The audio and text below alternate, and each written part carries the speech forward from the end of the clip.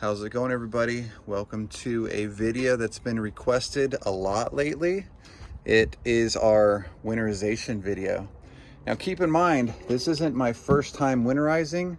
With this system I'm going to show you, I actually had to wait an entire year to show you this video because I wanted to make sure what I'm showing you will work and will save your motor in the event that you run into a freeze. Just so you all know, with this system here, it froze in our location for about 9 days with sub-freezing temperatures. I think we were hovering around 6 degrees, and I'm going to show you how I protected this boat with those type of temperatures that lasted about 9 days, which is kind of mild for where we're located in the country. So in other parts where it may freeze for longer, you'll be in good shape too. So this is the first thing that you're going to need. And in years past, I've actually made this little guy myself out of a 5-gallon bucket, and I'm going to tell you right now, don't do it, because all the time and effort that you're going to spend to try to build something like this yourself, you're just going to be really angry with yourself, and you can break all this down after you're done winterizing your boat and then use it for the next year. So where do you find this? I'm gonna put a link up in the top up here where you can get this. They have them on Amazon, eBay, and they're not expensive. That's the biggest thing I have to tell you all about, is these are not expensive. You can pick these up for about $20 to $30 in most cases. They are that cheap, especially when it comes to protecting your motor. Right now, with the way the economy's going and the way everything is, you're looking at maybe $2,000 to $3,000 to replace a motor. So why wouldn't you spend $30 to protect it during the winter? So if you're watching this video, this is super critical that you buy one of these things. And like I said, it's super cheap. So we're going to walk you through all this during this video here. So like I said, first thing you're going to want to do is you're going to want to pick one of these guys up, because if you don't have it, it's going to make it impossible. And you can see how we have everything set up here. Just keep that in mind. When I first got it, it didn't have any instructions, so I was like, well, where does everything go? Long story short, look at what you got here. It doesn't come with what I call the earmuffs, so keep that in mind. You're going to need to purchase one of these as well. And like I said, I literally just store it after we're done, and this way next year, or where we are right now, you can go through and winterize it. So I'm going to show you, and we're going to walk you through all the various different steps here. So that's that. Now over here, this is the type of winterization antifreeze that you're going to need. The reason why we're using it, it's designed for RV and marine use. You may see in your local automotive store that they have different kinds, right? This specifically is not designed to be run like in your radiator per se.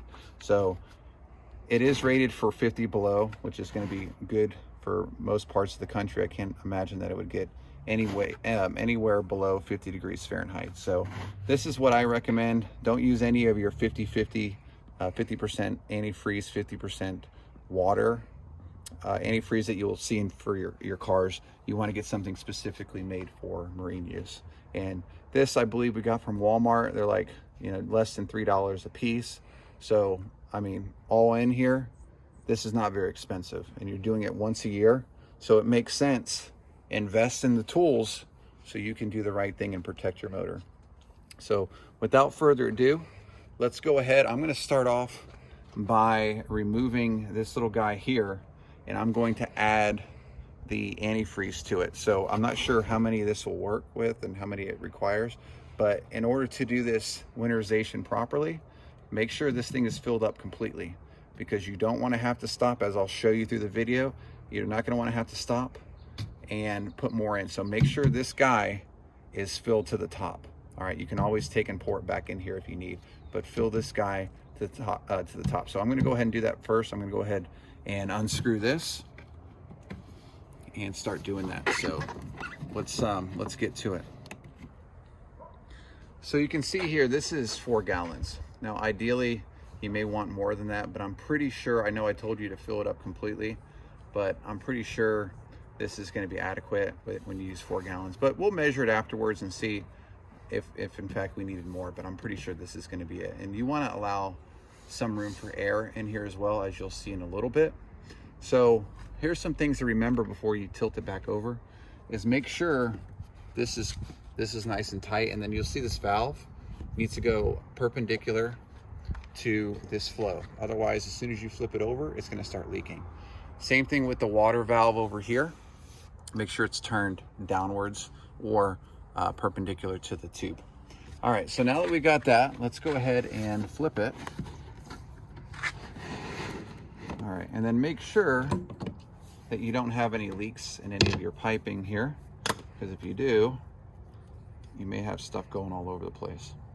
All right, so this is where I'm going to give you the disclaimer. In certain areas, right, depending on where you're living, you got to be super careful with this stuff, because a lot of areas want you to take this type of coolant and have it sent off for recycling purposes. So just dumping this on the ground isn't necessarily advisable. So you may need something like a kiddie pool underneath your stern drive as you're doing this, because all of the runoff, right, all your coolant runoff is going to go, you know, into the neighborhood or into a public street or something like that, and you may have the city or your municipality coming after you saying, hey, you can't dump that on the ground.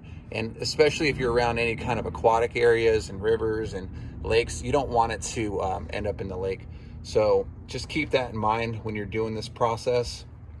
You don't want it to just run off anywhere. So that's the disclaimer. The way that I'm going to do it is I'm going to let mine run off into the driveway, and then I'll spray it down to kind of break it down a little bit. Where we're located, we're outside the city limits and all that fun stuff. So we don't have to worry about all the jurisdictions like that. But just keep in mind, for your area, you know, you want to check with the local regulations and everything about where this antifreeze goes, and you just want to make sure it doesn't end up in a lake or something along those lines. So anyway, one of the things you want to make sure when you lower your unit as low as you can, make sure your prop isn't going to touch the ground. If you have questionable, right, trim motors here and they're not very good, make sure you secure your stern drive upwards so you don't accidentally, if you do throw it into gear, you don't want to accidentally run your prop on the ground. So keep that in mind as well. And like I said, I like to keep mine down a little bit. Another thing before we start this off is, if your seals, right, where your prop seal is in here isn't any good, you could have water accumulated in your lower unit. So if you've never replaced the seals on this, or in the prior season you went through your lower unit and noticed water in there, make sure you drain this out before the end of the season and add new coolant in here. This way you don't have any water getting stuck in your lower unit, because if your water accumulates in here and it freezes, it will crack this lower unit. And all this work that you're doing literally is for nothing. So let's go ahead, and I'm going to first make sure this little guy here is completely tightened. Now with this design, I think we can go at it from the front. Let's give it a try. And it looks like that is the case. Now you want to make sure that this completely covers the intake here. Now if it doesn't, you want to make sure you get a pair of ears that actually do cover it, because it's very important that you get a good seal, especially when you're putting your coolant in here. Now another thing too is, as soon as the pink coolant starts coming out here, you want to kill the motor. This way you're not polluting the ground. So what we're going to try to do in this video, as much as we can, is we are going to run the coolant through the entire motor, let it circulate for a little bit, and the moment we start seeing really any coolant coming out here, we're going to try to kill the motor so we don't let it just run out you know, onto the ground and whatnot. So that's going to be a little bit of little tips and tricks here. You can also put a piece of plywood or wood under there if you're worried about your trim coming down when you're doing this, but I always like to lower the unit. Make sure that you have a good connection here. Make sure this hose is good. And let's go back up here and make sure this is a good connection. Now, this is where your water hose is going to go. We're going to go ahead, attach the water hose to this, and we're gonna make sure it's in the off position, because when we go to turn the water on, the water is gonna flow into the lower unit and down that way. When we're ready to winterize, we are going to turn the water off, and we are only going to circulate coolant. Now, pause for a second, replay this, whatever you need to do. What you have to do, otherwise you are going to collapse this entire plastic jug, is you have to remove this guy. If you do not remove this, what's gonna happen midway through your winterization, this tube is going to start collapsing on itself. It's gonna create a lot of vacuum. So make sure you take this cap off. So go ahead, set that right there. Since you made it this far, let's go ahead and hook up our hose here, and we're gonna start the motor up and let this thing idle a little bit. Now, you need to make sure that you get this, the thermostat open. If you do not let this thing get hot enough to let the thermostat open up and circulate throughout the motor, only half of this motor is gonna get winterized. So you're gonna see, we're gonna do some tricks here to get the motor kind of hot to basically artificially open up the, it's not artificially, but we're gonna make the thermostat open up. And once we do that, we're gonna winterize it.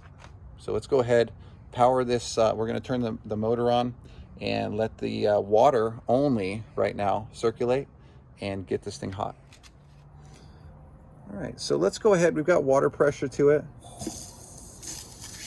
Now notice what's coming out, right? It's just clear.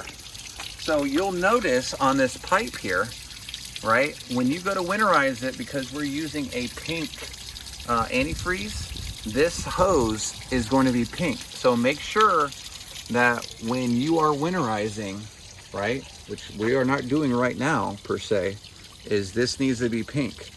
And you'll see in the video, when this thing is hot, we're gonna go ahead and turn that off, and we're gonna turn this on and dump all that, all this stuff into there. And then just follow, right, the color, the pink color, all the way down and into the stern drive. It's gonna take a minute, right, for the antifreeze to go throughout the motor. But once it starts dumping out and you start seeing it, go ahead and turn this guy off so you're not polluting the water. So let's go ahead and start this thing up, and let's start winterizing. All right, so we're just about there. I've got a brand new impeller in this guy, so it's circulating water really, really well. And like I said, the main thing we want to take away here is we got to get that thermostat to open. Otherwise, we are not doing any justice for the winterization process here. And you don't want to be going through winter wondering, was the thermostat open when I did this? So just keep that in mind as you're going through this process. So I have cut the water off a little bit more. We're going to increase the RPMs a little bit to see if we can get it a little bit hot.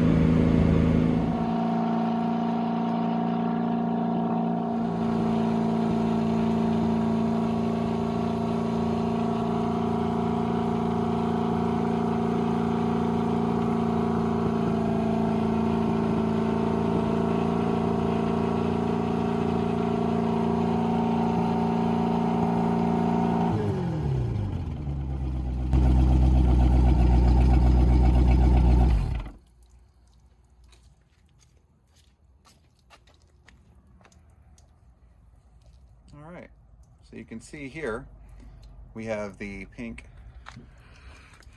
antifreeze coolant coming out, and we have essentially went through all 4 gallons. We stopped it right at about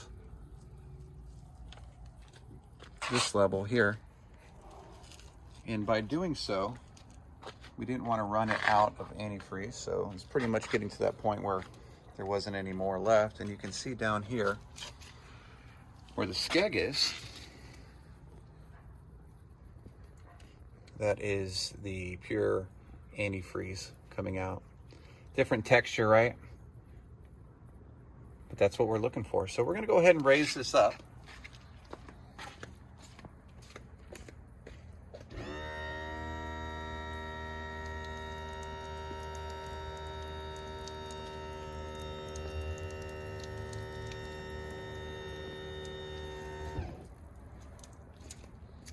And the reason why I like to raise it up is because I have clips that I'll put right here.